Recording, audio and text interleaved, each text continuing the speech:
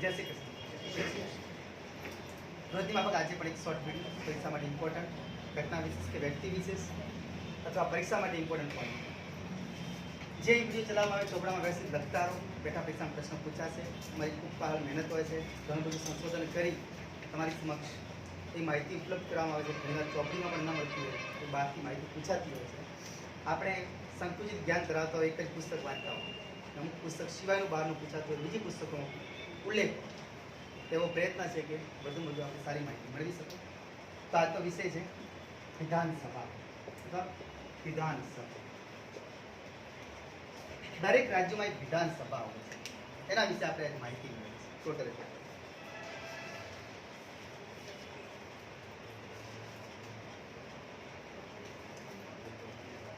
તો જે કેન્દ્રમાં જે સ્થાન હોય એ રાજ્યમાં સ્થાન હોય. કેન્દ્રમાં એક સંસદ હોય છે, એમ રાજ્યમાં એક વિધાન મંડળ હોય છે. કેન્દ્રમાં સંસદ, રાજ્યમાં વિધાન મંડળ. સંસદના 3 અંગો હોય છે જેને અલગ કરી ના શકાય. એક રાષ્ટ્રપતિ, રાજ્યસભા અને એક લોકસભા.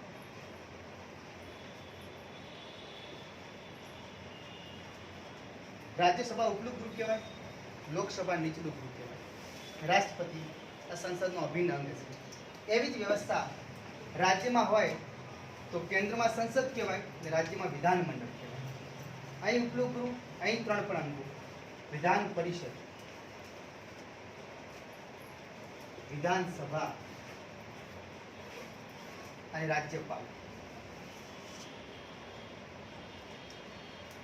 આગળના આપણે ભૂતકાળના વિડીયોમાં બધું શીખી ગયા. કેન્દ્રમાંથી રાજ્યસભા, લોકસભા, રાષ્ટ્રપતિ. હવે આપણે રાજ્યમાંથી ઉપાડ્યું છે વિધાનમંડળ. વિધાનમંડળનો એક ટોપિક પકડ્યો વિધાનસભા. કેન્દ્રમાં રાજ્યસભા હોવી ફરજિયાત છે. દરેક રાજ્યોમાં વિધાન પરિષદ હોવી ફરજિયાત નથી. આ મરજિયાત છે. બરાબર. અત્યારે વર્તમાન ભારતમાં 6 રાજ્યોમાં જોવા મળે છે ખાલી વિધાન પરિષદ. એટલે એનો અર્થ થયો કે વિધાન પરિષદ મરજિયાત છે તો વિધાનસભા ફરજિયાત છે. આ આખું મેઇન ગૃહ કહેવાય. આખા રાજ્યનું સંચાલન એના હાથમાં હોય છે. એટલે આ મહત્વનું ગૃહ કહીએ. બરાબર. રાજ્યપાલનો અભિન્ન અંગ છે. જેમ બંધારણના 5મા ભાગમાં સંસદનો ઉલ્લેખ આવે છે, તેમ બંધારણના 6થા ભાગમાં વિધાન મંડળનો ઉલ્લેખ આવે છે. વિધાન મંડળ 168 નંબરની કલમથી લગાવી 212 નંબરની કલમ સુધીમાં આખા વિધાન મંડળની તમામ જોગવાઈ આવી જાય છે. 168 થી લગાવી 212 સુધી. બરાબર.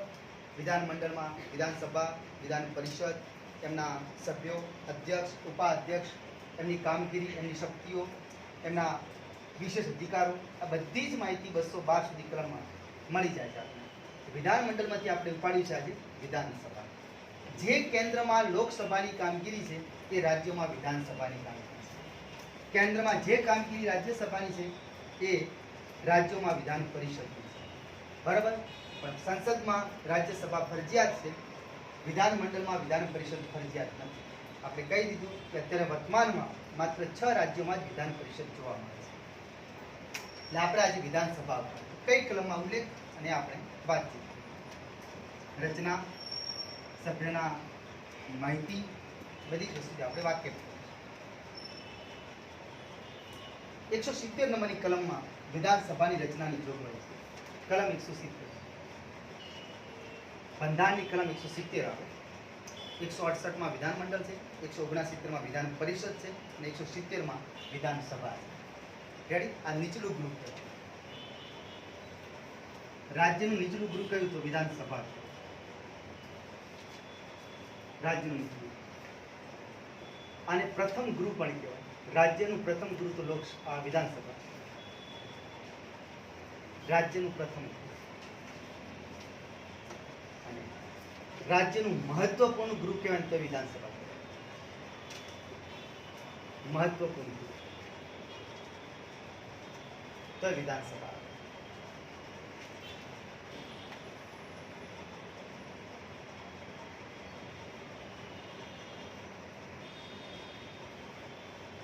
કઈ રીતે થાય વિધાનસભાની રચના? 170માં જ જોગવાઈ છે, લખેલું છે.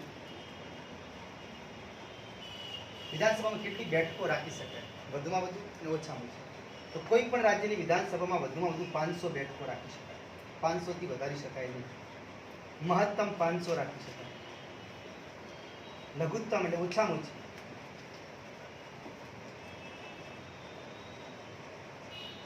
60. વધારે વધારે 500 બેઠકો રાખવી પડે, ઓછામાં ઓછી 60 કે છે. પણ આપણે ત્યાં ભારત દેશની અંદર બંધારણની કલમ 371 છે. 371 માં આવી જોગવાઈ કરી છે કે જે રાજ્યોમાં બરાબર વસ્તી ન બેસતી હોય તો ત્યાં ઓછી સંખ્યા રાખી 371 પ્રમાણે વિશેષ રાજ્યનો દરજ્જો આપી અને ઓછી બેઠકો રાખી શકાય.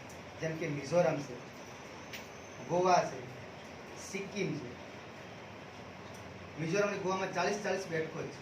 સિક્કિમમાં તો ખાલી 32 જ બેઠકો છે. 371 પ્રમાણે વિશેષ રાજ્યનો દરજ્જો આપવામાં આવે, ઓછી બેઠકો રાખી શકાય.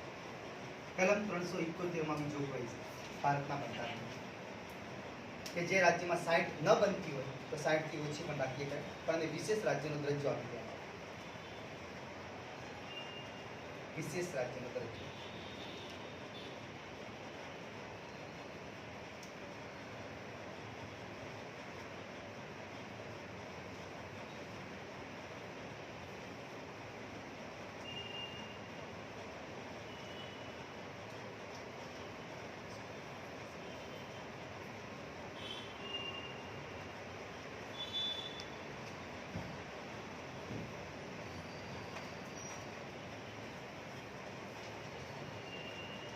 કલમ 173 પેટા ક્રમ માં એવી જોગવાઈ છે જેવી કેન્દ્રમાં હતી લોકસભા માટે. દર વખતે જે વસ્તી ગણતરી કરો છો, નવી દર વખતે વસ્તી ગણતરી થાય એના પછી તરત જ રાજ્યોમાં પણ વિધાનસભાની બેઠકોની ફેરગોઠવણી કરી શકાય. આ 170 પેટા ક્રમ 3 માં જોગવાઈ છે. દર નવી વસ્તી ગણતરી પછી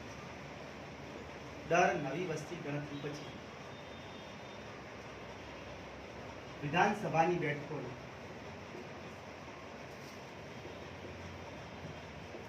ફેર ગોઠવણી કરી શકાય.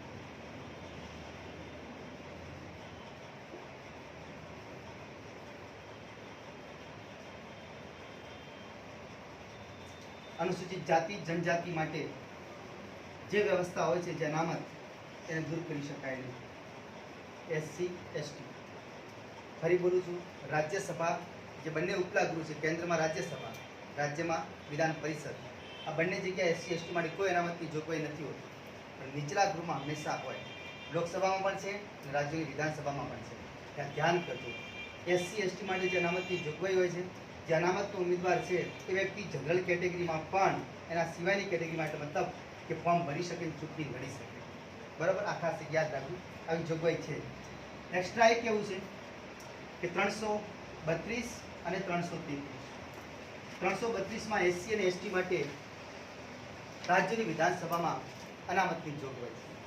332 માં જોગવાઈ છે કે એસસી અને એસટી માટે અનામતની જોગવાઈ.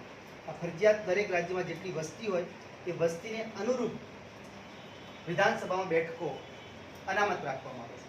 ગુજરાતની વાત કરીએ તો ગુજરાતમાં એસસી કરતાં એસટીની સંખ્યા વધુ દેખાય છે, એટલા માટે એસટી માટે 26 બેઠકો અનામત છે અને 13 બેઠકો અનામત છે એસસી માટે.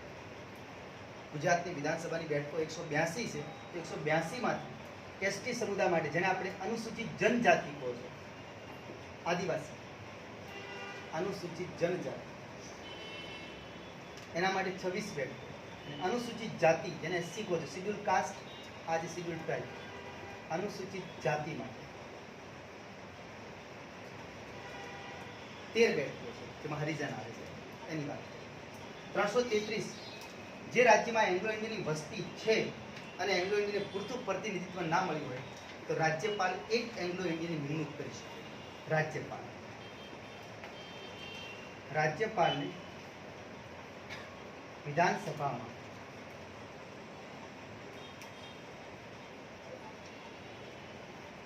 એક એંગ્લો ઇન્ડિયન ની નિમણૂકની શક્તિ આપી છે. 331 પ્રમાણે રાષ્ટ્રપતિ 2 એંગ્લો ઇન્ડિયન નિમણૂક કરે લોકસભા. અહીં રાજ્યની વિધાનસભામાં 333 પ્રમાણે રાજ્યપાલ એક બેઠક, જે રાજ્યમાં એંગ્લો ઇન્ડિયનની સંખ્યા હોય અને એમને પ્રતિનિધિત્વ ના મળી હોય તો એમની બેઠક મૂકી શકાય. આની જોગવાઈ.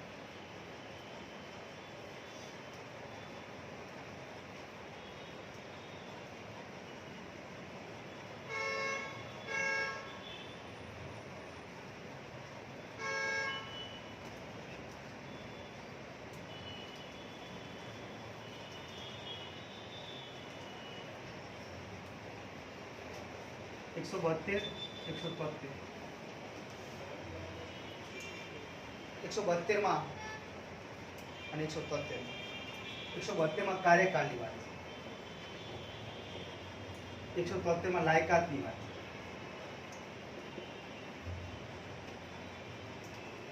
172 અને 173 બંનેમાં કાર્યકાળ અને લાયકાત વિધાનસભા અને વિધાન પરિષદ બંનેના સભ્યોની ભેગી આપેલી છે. બરાબર? એટલે યાદ રાખવું કે કોણ વિધાનસભાનો સભ્ય બની શકે, કેટલા સમય સુધી રહી શકે એની લાયકાતની વાત છે.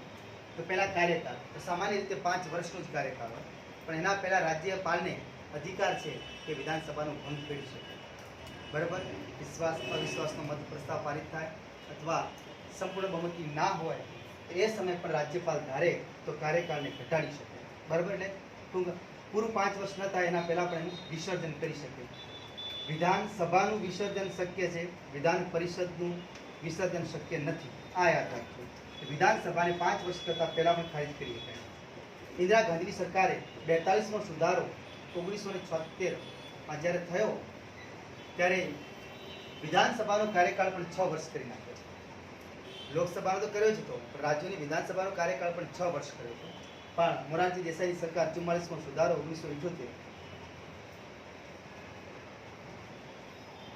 ફરી પાછું વિધાનસભાનો કાર્યકાળ 5 વર્ષ કરી નાખ્યો, જે આજે બી છે. બરાબર?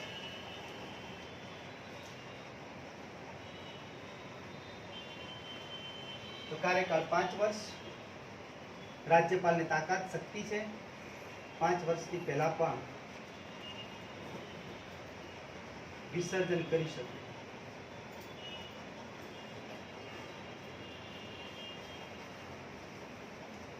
એકસો 73 લાયકાત છે. કોણ બની શકે? અહીં કાર્યકાળ બોલજો. વિધાન પરિષદનો કાર્યકાળ 6 વર્ષનો એક સભ્યનો. વિધાન પરિષદ તો છે કાયમી ગૃહ, પણ વિધાન પરિષદનો જે સભ્ય હોય એનો કાર્યકાળ 6 વર્ષનો. આ ધ્યાન રાખજો. એમાં પણ રાજ્યસભાની માફક દર 2 વર્ષે 1/3 સભ્યો નિવૃત્ત થતા હોય. આમાં એની પણ લાગુ પડે. વિધાન પરિષદને, વિધાનસભાને નહીં. હવે લાયકાત કોણ બની શકે? વિધાનસભાનો સભ્ય, જેને આપણે ધારાસભ્ય કહો છો. MLA, member of legislative assembly. તો કોણ બની શકે? તો જેની ઉંમર ઓછામાં ઓછી 25 વર્ષ હોય. 25 વર્ષની ઉંમર હોય જે તે રાજ્યમાં એનું જે ચૂંટણી કાર્ડ હોય છે, એ ચૂંટણી કાર્ડમાં મતદાર યાદીમાં એનું નામ બોલતું હોય છે. એ રાજ્યનો વકીલ એ રાજ્યમાં હોવું જોઈએ ધારાસભ્યમાં. બરાબર? બીજો પોઈન્ટ એ છે કે સંસદે જે કાયદા ઘડેલા છે, જે નિયમાવલી બનાવી છે, એ નિયમાવલીનું પાલન કરતો વ્યક્તિ હોવો જોઈએ. બરાબર? આપણે ધ્યાન રાખવું. 192 નંબરની કલમ, 191 નંબરની કલમમાં એવી પણ જોગવાઈ છે કે કયો વ્યક્તિ દાવેદાર નથી કે ધારાસભ્યની ચૂંટણી લડી હતી. તો જેના પર કેસ ચાલતા હોય, જે દિવાળીયું જાહેર થયેલું હોય, અથવા સંસદનો વિરોધ કરેલો હોય, લોકસભા રાજ્યસભા તો કોઈ પણ રીતે વિરોધમાં ગોઠવાયેલો હોય, તો એ વ્યક્તિઓને આ ચૂંટણી લડવા નથી મળતી. બરાબર? મગજનું અસ્થિર ના હોવું જોઈએ, પાગલ ના હોવું જોઈએ. એટલે 191માં ગેરલાયકાતો આપી છે કે કયો વ્યક્તિ ના બની શકે. આપણે ખ્યાલ રાખીએ.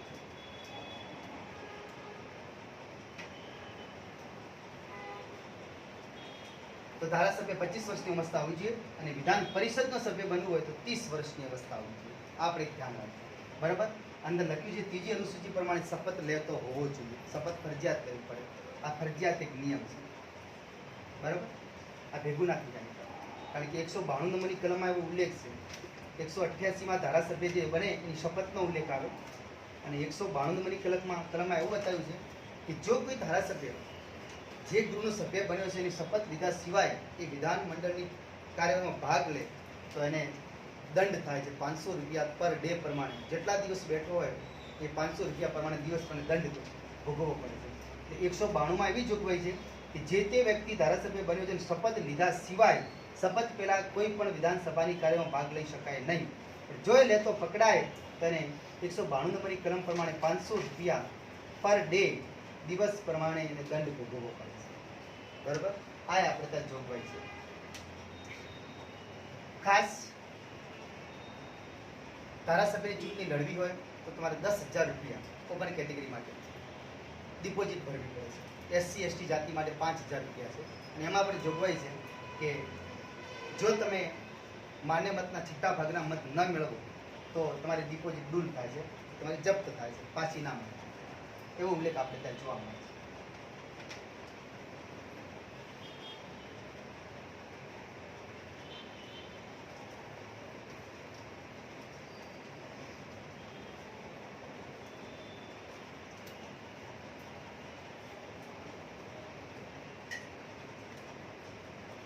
178 કલમમાં વિધાનસભાના અધ્યક્ષ અને ઉપાધ્યક્ષનો ઉલ્લેખ આવે છે.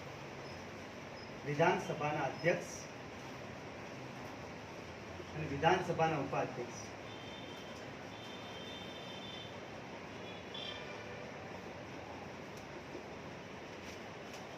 વિધાનસભાના અધ્યક્ષ અને ઉપાધ્યક્ષનો ઉલ્લેખ 178 નંબરની કલમમાં આવે છે. એક અધ્યક્ષ હશે, એક ઉપાધ્યક્ષ હશે. તેવી પણ જોગવાઈ છે. રેડી? આ એક ખાસ યાદ રાખો. 1951 જનપ્રતિનિધિત્વ અધિનિયમ.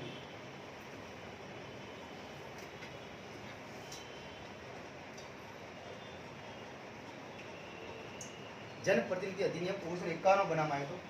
એમાં ધારાસભ્ય બનવા માટેની ખાસી બધી લાયકાતો આપી છે કે કોણ ધારાસભ્ય બની શકે. એ લાયકાતો એના પ્રમાણે પણ લેવામાં આવે છે. જનપ્રતિનિધિત્વ અધિનિયમ 1951. કોઈ પણ વ્યક્તિને 2 વર્ષથી વધુ જેલની સજા ન થઈ હોય, એવો કેસ ના હોય 2 વર્ષથી વધારે સજા થઈ શકે તો જ વ્યક્તિ ધારાસભ્ય બની શકે.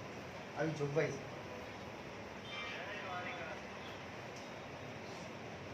2 વર્ષથી વધુ જેલ થાય તેવી સજા ન થઈ હોય.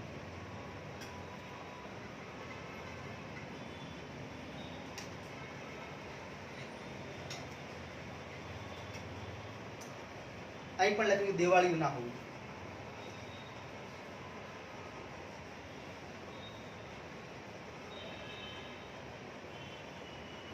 ભ્રષ્ટાચારના કેસમાં સપડાયેલો ના હોવો.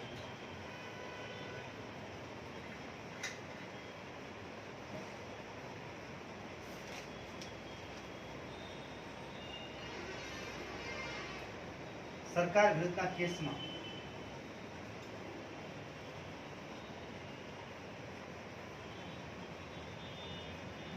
કાર્યવાહી થયેલી ના હોવી.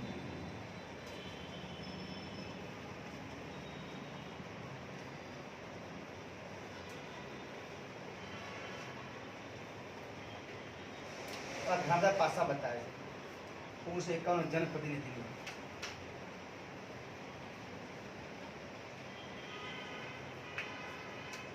સરકારનો વિરોધ કુછ કરવો ના હોવો જોઈએ. સરકારી નીતિઓનું પાલન કરતો હોવો.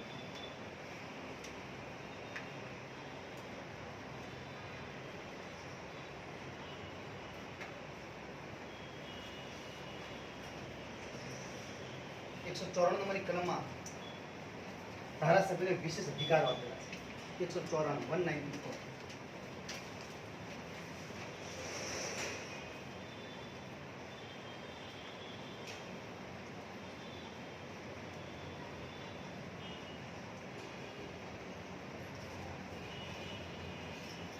આ ઘણીવાર પ્રશ્ન પૂછાય છે. 105 નંબરની કલમ છે ને, તો સંસદ સભ્યો માટે વિશેષ અધિકાર છે. સંસદ સભ્યો માટે, જેને આપણે એમપી કહો છો, મેમ્બર ઓફ પાર્લામેન્ટ, કેન્દ્રમાં બેસતા હોય. 194 પ્રમાણે રાજ્યોના વિધાનમંડળના સભ્યો, જેને આપણે ધારાસભ્યો કહો છો,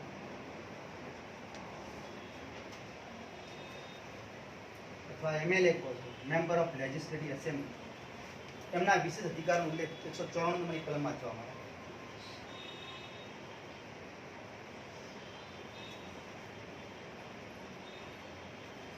એનો મતલબ કે વિધાનસભામાં બેઠા વ્યક્તિએ 4 દિવાલની અંદર કોને મત આપ્યો એને કોઈ પૂછી શકશે. બરાબર? બીજું, એમના પર કોઈ પણ પ્રકારની કાર્યવાહી થશે નહીં જ્યાં સુધી વિધાનમંડળનું સત્ર ચાલુ હશે. ત્યારે ફોજદારી દીવાની કાર્યવાહી તેમને દૂર રાખવામાં આવે છે. આ ઘણા બધા એમના વિશેષ અધિકારો 194 નંબરની કલમ પણ ધારાસભ્યોને આપેલા છે, 105 પ્રમાણે સંસદના એમપીઓને આપેલા છે. રેડી? આ ખાસ એક ધ્યાન રાખજો. ગુજરાતની જો વાત કરીએ, ગુજરાતમાં 1960માં ગુજરાતની સ્થાપના થઈ ત્યારે 132 બેઠકો વિધાનસભા.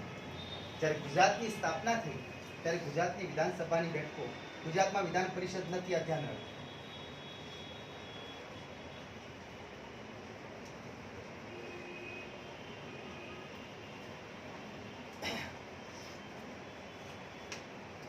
વર્તમાન જે અત્યારે 182 દેખાય છે 2022માં 182, આ 182 બેઠકો ગુજરાતમાં 1975માં કરવામાં આવી. 1975ની સાલથી ગુજરાતમાં વિધાનસભાની બેઠકો 182 છે. આપણે યાદ રાખીએ. દરેક રાજ્યની પોતાની સંખ્યા જનપ્રતિનિધિ પ્રમાણે ના સીધી ચૂંટણી થાય છે, જેમાં આપણે મતદાન કરી શકો છો. કલમ 326 પ્રમાણે 18 વર્ષથી ઉપરનો વ્યક્તિ મતદાન કરી શકે છે.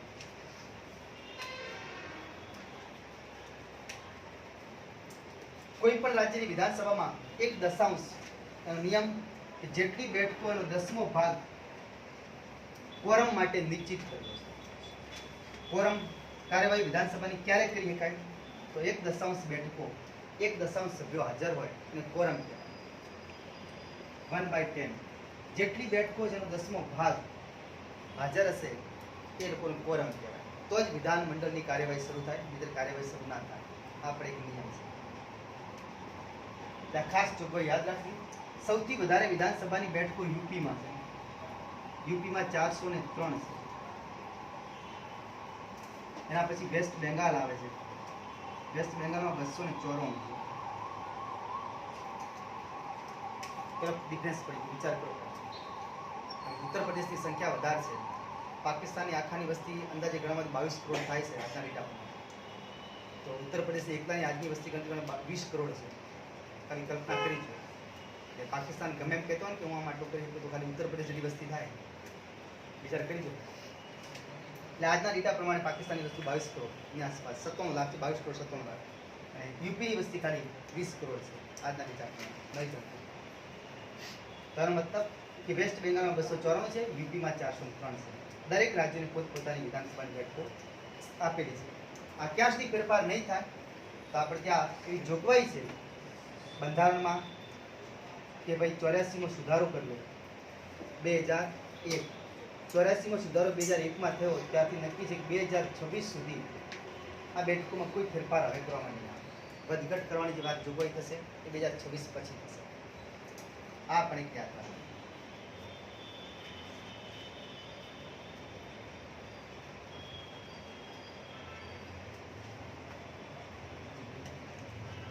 ભાઈ બીજી શરત એવી છે કે અનુસૂચિત જાતિ, જેને આપણે એસસી કહો છો, અને અનુસૂચિત જનજાતિ, જેને આપણે એસટી કહો છો, એ વ્યક્તિ અનામત સિવાયની બેઠક ઉપર જો લડવા માંગે છે જનરલ કેટેગરી, તો એ રાજ્યમાં અનામતની બેઠકમાં એ વ્યક્તિનું નામ હોવું જોઈએ.